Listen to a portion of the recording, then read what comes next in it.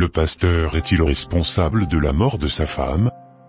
Et si la vérité était bien plus sombre que les rumeurs?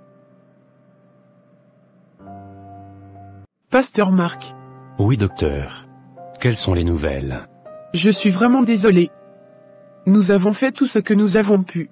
Et quoi? Elle a fait un arrêt cardiaque brutal, juste après l'intervention. L'hémorragie était trop importante.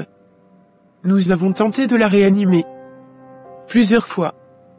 Mais, Marie n'a pas survécu. Elle est vraiment partie? Je suis vraiment désolé.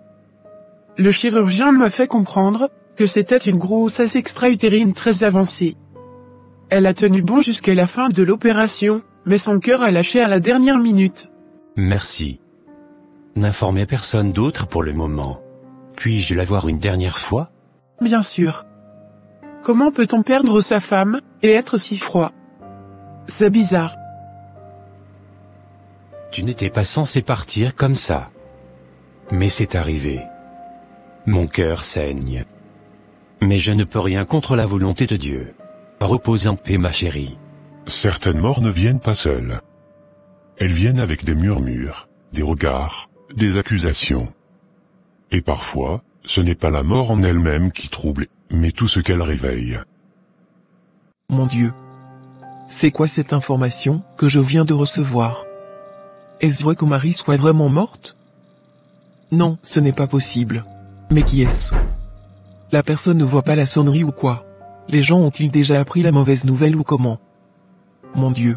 Ouvrez-moi cette porte, ou je la casse. Je ne suis pas venu pour regarder les murs. Mon Dieu. N'est-ce pas la voix de Sarah ça? A-t-elle appris déjà la nouvelle ou comment? C'est grave. Ouvrez-moi la porte. C'est bien moi, Sarah. Seigneur. La tornade est arrivée. Où est-il? Calme-toi un peu, Sarah. Qu'est-ce que tu veux? Qu'est-ce que je veux? Je veux parler à ma nièce. Où est-elle? Qu'est-ce que vous aviez fait à ma nièce Marie? Je n'ai pas de ses nouvelles depuis avant-hier. Calme-toi, Sarah, s'il te plaît. Où est le pasteur Marc? Qu'il vienne m'expliquer ce qui se passe. Désolé de vous déranger, pasteur. Je ne savais pas que vous étiez en train de travailler. Ne t'inquiète pas, Chioma. Tu as besoin de quoi? Pasteur. Tante Sarah est là en train de faire du bruit. Vraiment? A-t-elle appris quelque chose? Je ne sais pas. Mais elle semble très en colère, comme si elle avait déjà la nouvelle. Penses-tu que je devrais la lui informer en même temps? Pourquoi ne lui dit-elle pas que je ne suis pas là? Excusez-moi, pasteur Marc. Je ne suis que votre femme de ménage. Peut-être ma parole n'est pas importante, mais je pense sincèrement que vous devez annoncer la nouvelle à sa famille le plus tôt possible. Ça fait déjà presque 48 heures que vous avez gardé cette information pour vous. Je pense sincèrement qu'il faut vous libérer. Bonjour tante Sarah. Qu'est-ce que vous voulez? Marc. Je peux te parler 2 secondes? Ou tu préfères que je parle devant tout le monde? Pourquoi vous venez crier chez moi? Je ne suis pas venu te crier dessus. Je veux juste voir ma nièce. Où est ma fille? Pourquoi vous êtes si inquiète?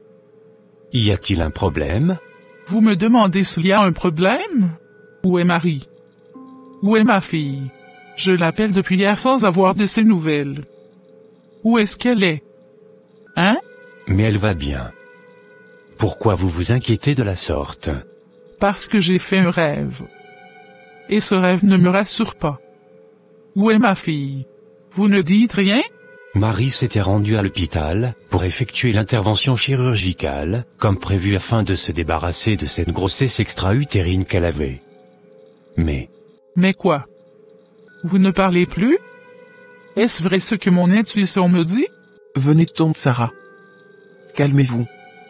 C'est Dieu qui a voulu ainsi. C'est Dieu qui a voulu quoi? Mon Dieu, donc ce n'était pas un rêve. Ma nièce était vraiment venir me faire ses adieux dans mon sommeil? Qu'est-ce que tu as fait de ma fille? Tu dois me rendre les comptes. nous sommes vraiment désolés tante Sarah.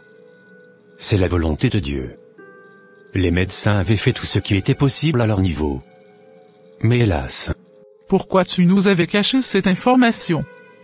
Elle m'avait juste dit que sa grossesse est compliquée. Mais pas pour se faire opérer. Elle souffrait. Et le temps était compté. La seule option qui nous restait était cette intervention chirurgicale. Et pourquoi c'est à l'extérieur du pays que tu l'amènes, alors que nous avons des hôpitaux ici? Pourquoi tu l'avais forcé à ne rien nous dire? On t'a dit que c'est la seule possibilité et toi t'as pas pensé que la seule option, c'était peut-être de prier? Tu sais ce qu'elle aurait choisi. Elle m'aurait appelé. Et je l'aurais traîné dans une montagne s'il le fallait. Mais tu l'avais sûrement obligée à faire cette opération sans m'en informer. Elle devrait vous le dire, mais elle n'a pas eu le temps. Ah bon? Et toi t'en as eu du temps pour signer. Pour autoriser qu'on charcute ma nièce. Donc je vous parle et vous m'abandonnez seule pour partir? Madame, ça va. Vous vous adressez à un pasteur, à un homme de Dieu puissant. Il est temps que je vous mette à la porte. Venez me mettre dehors. Avec votre joue on dirait ballon de baudruche là. Je ne vous le permets pas. Sortez d'ici avant que je n'utilise la force. Vous n'en avez pas le droit. Après avoir tué ma nièce, vous voulez me mettre à la porte parce que j'en parle? Vous êtes tous des assassins. Sortez, madame. Ou bien je vous sors de force. Je savais que ce type-là n'était pas clair. Je l'ai toujours su. Vous avez vu ce qu'il a fait? Notre fille Marie est morte, et il n'a même pas jugé bon de prévenir la famille. Même pas un appel, même pas un message. Et si je n'étais pas allé là-bas poussé par Dieu, pour découvrir cette horreur, allait-il nous informer? Si ce que tu dis est vrai, c'est très grave. Quelle mort tragique. Tu fais bien de le dire, tante Sarah. Je te jure que je vais le confronter. Je vais le regarder dans les yeux et lui demander ce qu'il a fait à ma sœur. Marie ne méritait pas ça, pas cette fin. Pas ce silence. Oui, mon fils. C'est ça. Tu as parfaitement raison. Il doit nous dire ce qu'il a fait avec notre fille. Mais c'est un décès en milieu hospitalier. C'était sa grossesse extra-utérine la cause de sa mort. Une grossesse extra-utérine. Hein? Une simple opération qui tourne mal? C'est ça l'histoire qu'on nous vend? Moi je n'y crois pas. Calmons-nous un peu. C'est une douleur pour nous tous. Mais accusons avec prudence, le pasteur Marc est peut-être brisé lui aussi. Brisé? Tu crois que c'est comme ça qu'on réagit quand sa femme meurt dans des circonstances aussi étranges? Il s'est empressé d'organiser les obsèques sans nous. Il a tout géré seul comme s'il fallait cacher quelque chose. Sarah, je comprends ta douleur, mais tu vas trop loin. Marc est un homme de Dieu. Il agit comme le Seigneur le guide. Peut-être que Dieu lui a demandé de garder le silence. Marie était son épouse, pas la nôtre. Respectons sa douleur. Respectons? Tu crois qu'un homme qui n'a même pas daigné appeler nous la famille de Marie, mérite du respect? Il a voulu nous la cacher. Il a détruit la vie de ma sœur. Et ça, moi, je ne le lui pardonnerai pas. Il l'a vraiment tué, Georges. Il ne l'a peut-être pas poignardé. Mais il l'a livré. C'est ce que je ressens. Et ce que je ressens, c'est que Marie n'était pas sa première victime, ni la dernière.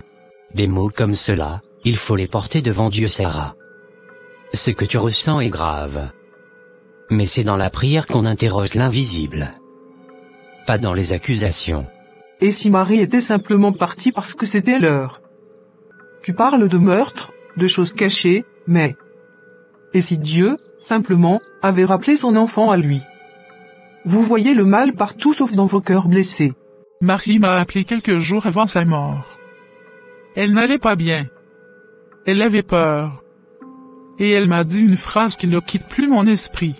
Tata, si un jour tu ne me vois plus, ne crois pas ce qu'on te dira. Tu trouves ça normal? Donna. Ce pasteur, il a des comptes à rendre.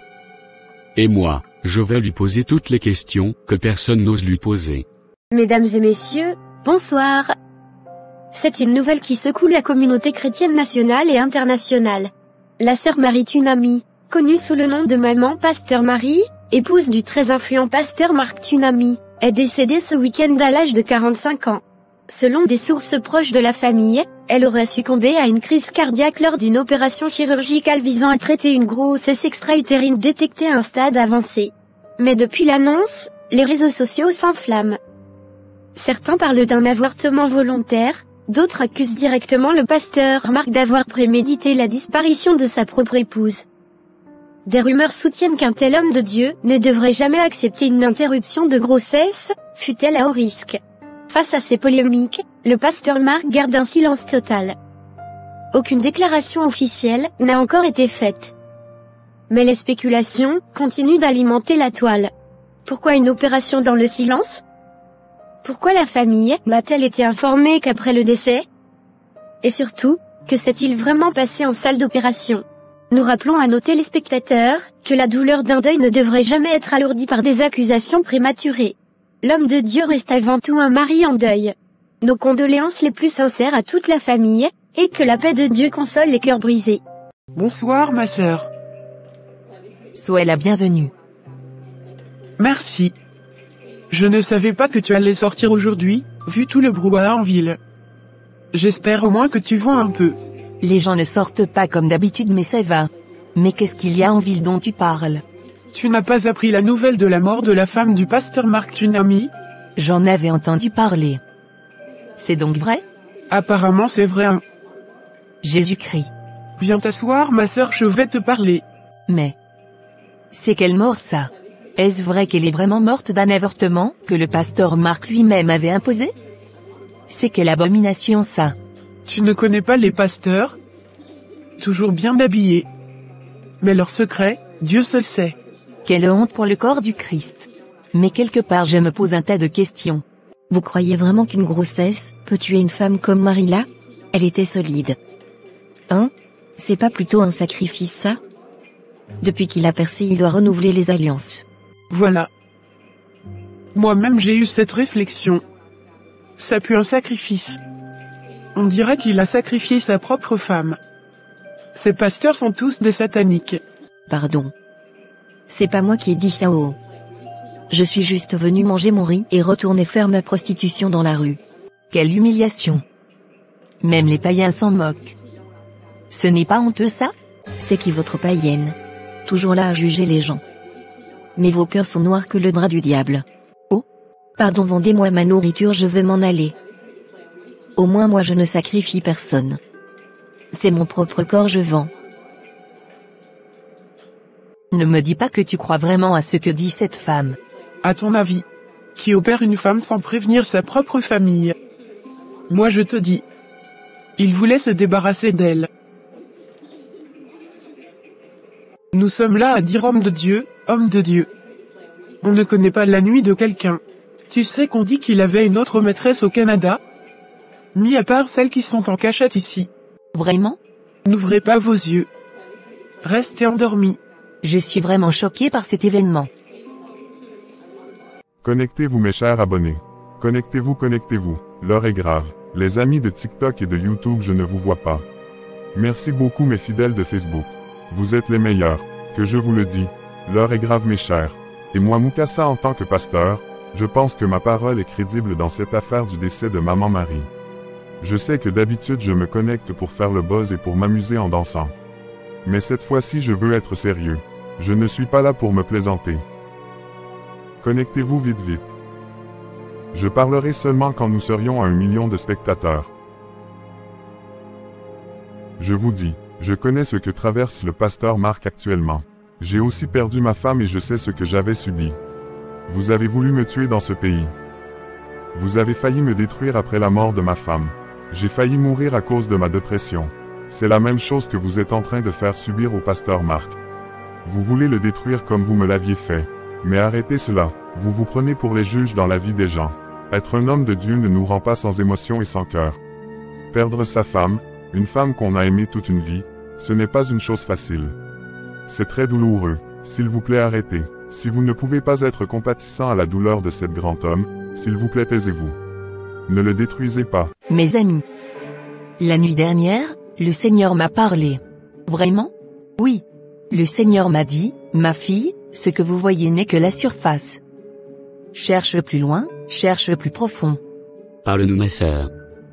On savait qu'il était louche ce pasteur. Dieu voit tout. Il doit tomber. Le pasteur Marc fait face à de lourdes accusations sur les réseaux. Entre rumeurs de sacrifices, avortements forcés, et silence radio, comment la communauté chrétienne doit-elle réagir? Merci de m'avoir invité dans ton émission, Sœur Lisa. Pour répondre à la question, je dirais d'abord, par la prière. Ensuite, par le discernement. L'homme est en deuil. Il a perdu une épouse fidèle. Le silence ne signifie pas toujours la fuite. Parfois, c'est juste la douleur qui parle. C'est un phénomène typique. La société a besoin d'un coupable. Et comme il est une figure publique, tout le monde projette ses frustrations sur lui. Mais il faut reconnaître que le silence alimente aussi la suspicion. C'est vrai, mais souvenons-nous que seul Dieu connaît les cœurs, et il jugera chacun. Arrêtons de toujours mettre la mort d'un conjoint ou d'une conjointe sur la tête du veuf ou de la veuve. Quand un pasteur perd sa femme, c'est fini, il devient sectaire ou un faux pasteur. Arrêtons ça s'il vous plaît. Vous n'avez pas tort. Je suis désolé, cher aîné de l'église, mais je dois le dire. On n'a même pas eu le droit de voir le corps de maman Marie. Aucun adieu. C'était trop rapide, trop fermé, trop secret. Et puis quoi, le pasteur organise tout seul les obsèques, sans consulter l'église ni la famille. Il oublie que nous aussi, on a pleuré avec elle. On a prié avec elle. C'était notre maman à tous. J'ai appris l'enterrement par Facebook. Pas un message, pas une réunion, même pas une veillée. Où est la communion fraternelle dans tout ça? Je comprends vos douleurs. Mais si c'est vrai qu'il souffre, peut-être qu'il ne sait pas gérer sa peine non plus. Il est humain. Mais justement, un homme de Dieu ne peut pas fuir le peuple dans la douleur. Il doit être notre exemple. Une chose est sûre. Cette histoire laissera une cicatrice. Mais gardons-nous du jugement trop rapide. Prions, demandons la lumière de Dieu. Car quelque chose ne tourne pas rond dans cette histoire. Ma fille. On t'a arraché. On t'a prise à nous. Et lui, ce monstre, il t'enterre en cachette, comme si tu étais un poids. Laissez-moi serrer le cou de ce monsieur Marc. Il a tué ma fille. Il doit me dire la vérité aujourd'hui. Sarah. Pas ici. Pas aujourd'hui. Ce n'est pas le lieu. Ne gâchons pas les obsèques de notre fille. Tonti, on va chercher la vérité. Mais pas maintenant. Laissons-la partir en paix. Sarah sanglote. Le cercueil descend lentement. Un silence oppressant s'installe. L'écho des pelletés de terre résonne lourdement. C'est la fin de Marie. Cette mort a été vraiment difficile pour la famille de Marie. Particulièrement à cette tante Sarah. Malgré sa force et son dur caractère, Sarah n'avait pas pu supporter la disparition de sa nièce, qu'elle avait éduquée et nourrie comme sa propre fille depuis son tendre enfance. Bonne arrivée Sarah. Heureuse de vous revoir enfin sur pied après votre maladie. Vous pensiez que j'allais mourir, n'est-ce pas? Vous vous trompez. Et tant que je serai en vie, cette histoire n'est pas encore finie. Je suis vraiment désolé tante Sarah pour tout. Mon intention n'était pas de vous blesser. Où sont mes petits-fils? Wow. Je suis désolé pour ce que je vais vous dire maman Sarah. Mais je ne suis pas autorisé à laisser quiconque entrer, ni être en contact avec les enfants.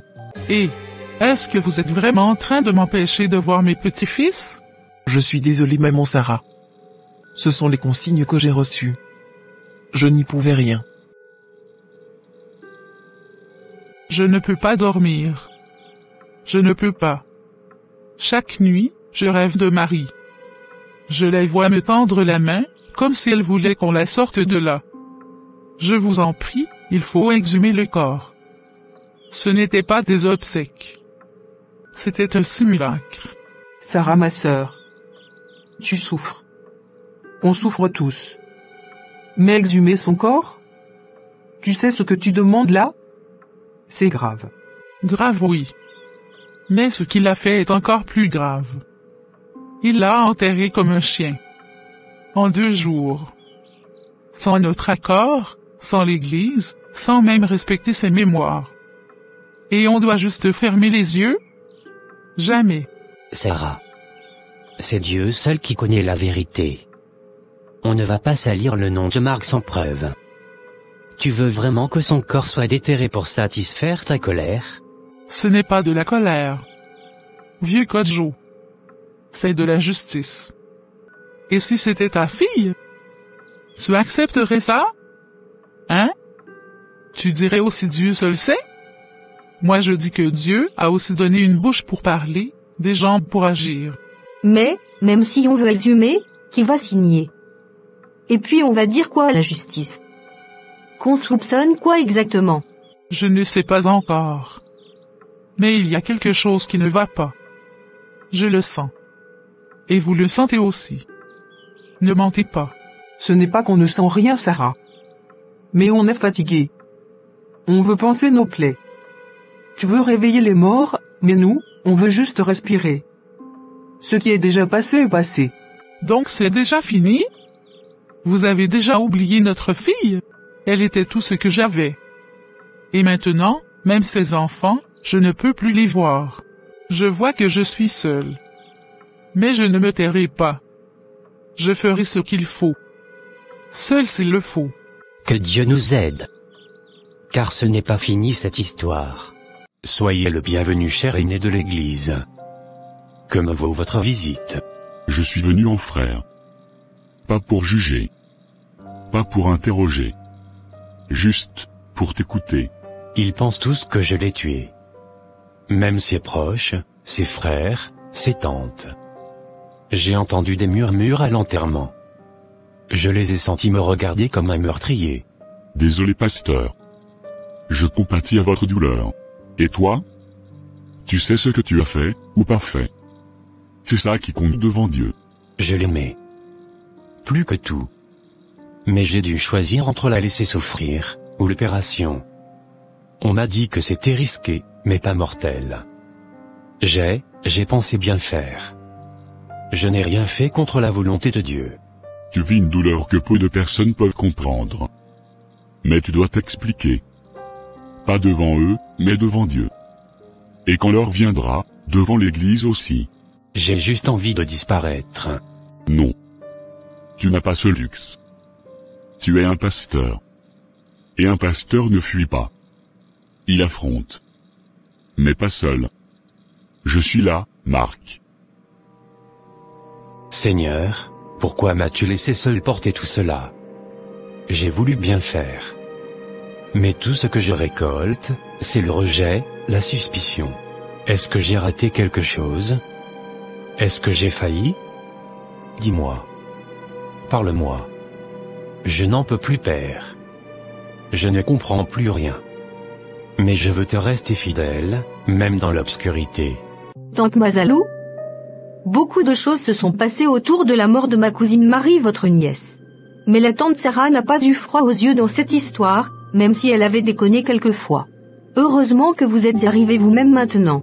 Toi tu penses que ta tante Sarah n'avait pas raison de réagir. Écoute-moi très bien ma fille. Moi je veux même qu'on aille réclamer les biens de notre fille Marie. Vraiment? Oui, nous devons récupérer tous ses biens. Cet homme soi-disant pasteur ne va pas tuer notre fille et aussi garder ses biens. Est-ce une bonne idée ça? Allons-y, c'est de notre droit légitime. On est venu récupérer ce qui appartient à notre fille. Vous êtes venu récupérer ses habits? Elle n'avait pas que des habits ici. Elle avait mis ses économies dans cette maison. Même son héritage est dans la main de son mari. Nous allons récupérer tout ça.